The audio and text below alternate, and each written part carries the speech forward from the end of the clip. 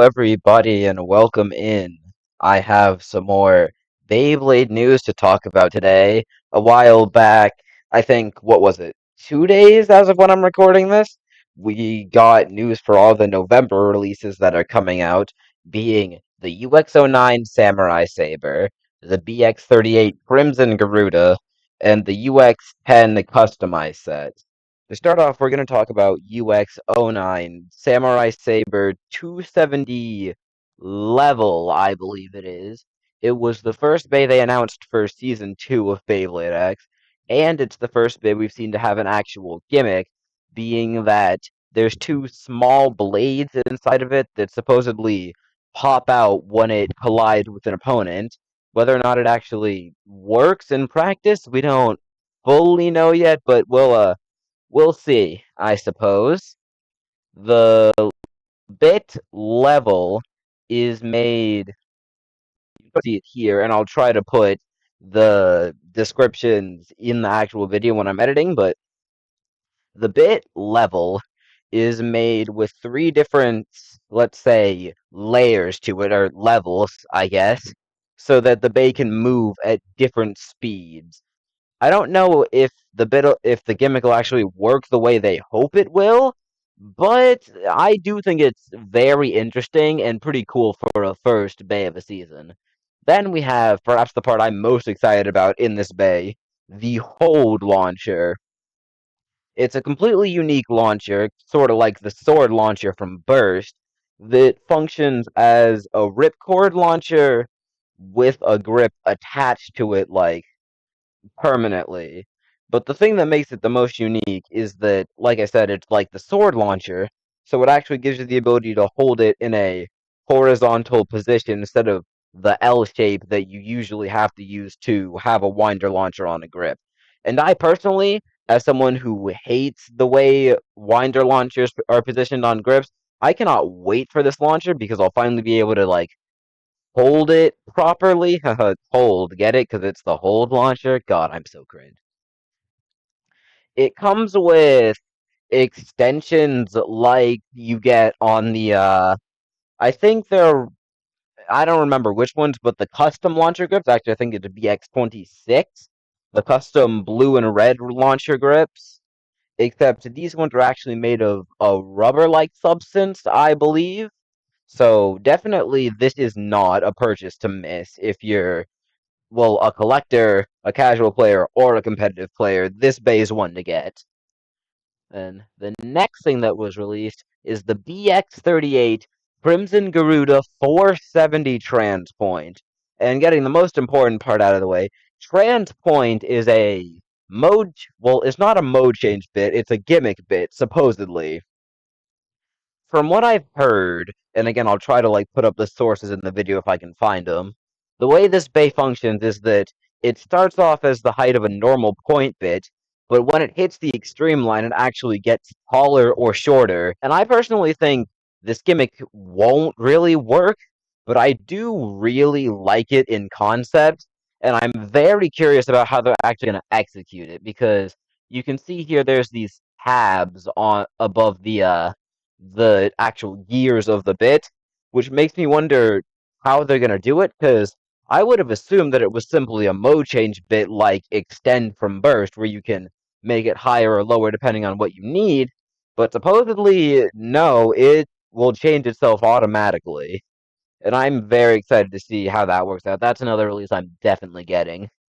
470, of course, came out on Tyranno Beat, and right here, we can see this is actually the fourth of the Sacred Beast bays, I think they are, the Bakuten shoot references. And I do think it's odd that this logo's so much more hidden than all the other ones, but it does have the same launcher hooks as the Pendragon bays. It's based on the same creature that Dronzer is, and is shaped similarly to one of the Dronzer bays from what I've heard, so there's definitely no denying that this is the last of the Sacred Beast bays. I can't say it'll be the best just from what I'm seeing. I'm very worried that it's going to be really light with the way they're doing this plastic into metal parts, but I would be very happy to be proven wrong on that. I'm mostly excited for Transpoint, though, since it's the first transformation bit we're getting this series.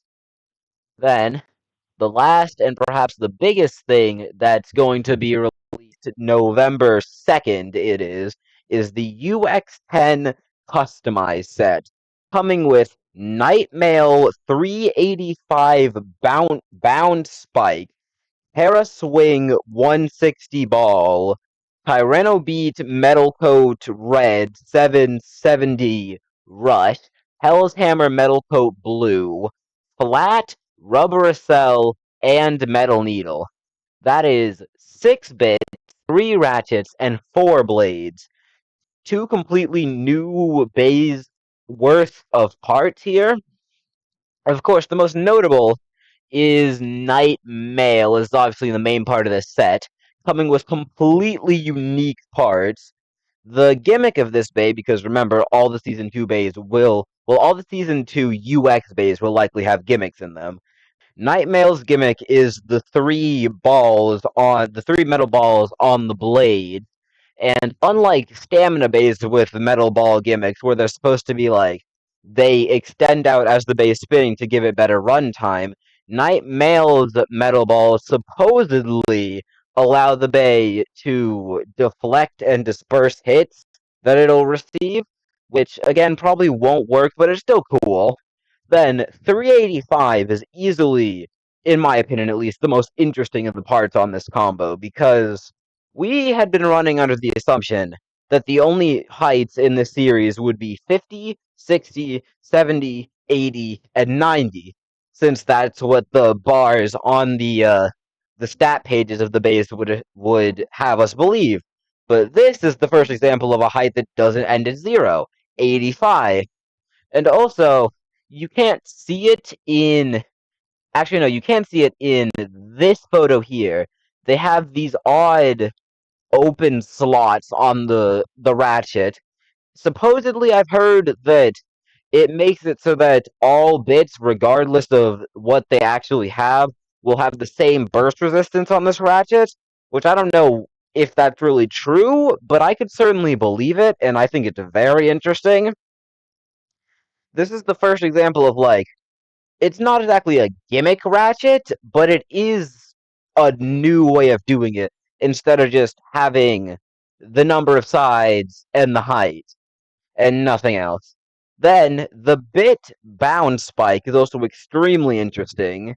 It's I assume that the bit is just a spring-loaded version of Spike, which I could absolutely be wrong about, but I mean, this bay is a whole lot of new things. It's our first bound bit. It's not our first layer gimmick, but it's one of the first few. And it's the first example of a ratchet with a height that doesn't end in 0. Then we have Terra Swing, also known as Talon Terra to those of us who know Hasbro bays. It is just like a one-to-one remake of the Blade, which confirms my theory, in my opinion, that every Hasbro exclusive will get a Takara Tomy release somehow, like Bear Scratch and Knife Shinobi already have. It's probably the weakest part of the customized set, but it's still pretty solid for the people in Japan who want the retool, because some people think that Terra is actually a better blade than Viper Tail is. And I couldn't really say because it's used for attack, but I could certainly believe it. But then we get on to the two Metal Coat blades, Tyranno Beat Metal Coat Red and Hell's Hammer Metal Coat Blue. I'm honestly surprised by both of these, because Tyranno Beat's a relatively new random booster bay. In fact, this is the first Tyranno Beat re-release we have that isn't just the random booster recolor. And this is also the first Hell's Hammer reprint, which is very interesting, considering that they're both metal coats for one. But I guess the whole point of a customized set is to offer a bunch of different parts. Speaking of new parts, 770 and Rubber Cell. Two completely, well, they're parts that we knew the existence of, because 760s are things that 770 also had to exist, and we saw metal or rubber Acel. I really hope I haven't been saying metal this whole time. And Rubber Acel was debuted in the anniversary set that's due to release next year. But it is very interesting that they're putting it in this set before the anniversary set even comes out. Because I don't know about most people, but I feel like now that Rubber Cell is accessible like this, the only reason I'm gonna want to get the anniversary set is for the left spinning ripcord launcher. I mean, I know most people are buying it mostly for the remakes of Bays, but I personally, from what I've seen, and we have gotten more detailed pictures of those, by the way, they don't seem to be all that, well, competitively viable, but they do look good, so I can't say they're failing.